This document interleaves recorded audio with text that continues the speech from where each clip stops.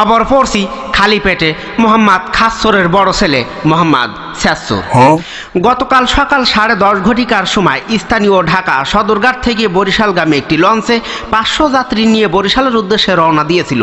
অর্ধেক পথে গেলে চিংড়ি মাছের চাটি খেয়ে লঞ্চটা ডুবে গেলে 500 যাত্রী ভিতরে 450 জন আহত আর 50 জন নিহত হয়। নিহতদের প্রত্যেকে ডাইন হাতে গাঁটটি পাওয়া গেছে। কথায় আছে বরিশালের লোক মরতে রাজি, তবু গাঁটটি ছাড়তে রাজি নাই।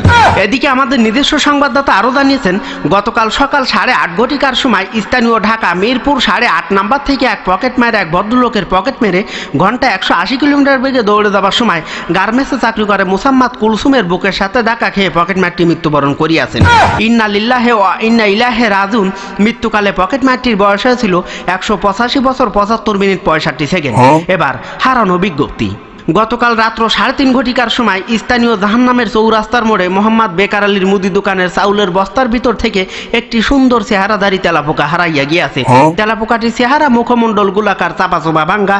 তেলাপোকাটি হারানোর কালে তার পরনে ছিল পুরুষের একটি শার্ট আর মহিলাদের একটি ব্লাউজ। তেলাপোকাটির সন্ধান চেয়েছেন তার বাবা মোহাম্মদ হাড়ে হারাম দাদা। যদি কোনো সহৃদয়বান ব্যক্তি উক্ত চেহারাধারী তেলাপোকাটির সন্ধান পাইয়া থাকেন, তাহাকে উপযুক্ত ঠিকানায় পৌঁছে দেওয়ার জন্য বিনীতভাবে অনুরোধ করা গেল। যোগাযোগের ঠিকানা মোহাম্মদ হাড়ে হারাম দাদা, মোবাইল নাম্বার 01 সুবান শাহজান ইবাদুল্লাহ বরকতুল্লাহ সুইটি তানিয়ার বিউটি। এবার খেলাধুলা। গতকাল আন্দার রাইতে বরিশালের এক মাঠে এক বিশাল ফুটবল খেলা অনুষ্ঠিত হয়। উক্ত ফুটবল খেলার অনুষ্ঠানে অংশগ্রহণ করেন 11 জন টাক্কু পুরুষ আর 11 জন চুল লম্বা মহিলা। এবার রেফারির আদেশেই খেলা চলছেই।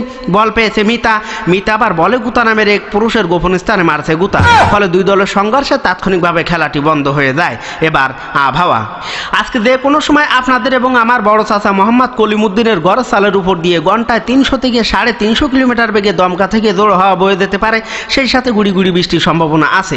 এইসব এলাকার যুবতী মেয়ে এবং গর্ভবতী মহিলাদেরকে সাবধানে চলাচল করতে বলা হয়েছে। আগামীকাল সূর্য উঠতেও পারে, না উঠতেও পারে। এই ছিল আমাদের এখনকার সংবাদ। পরবর্তী সংবাদ রাত্র 3:30 ঘটিকার সময় আরম্ভ হবে।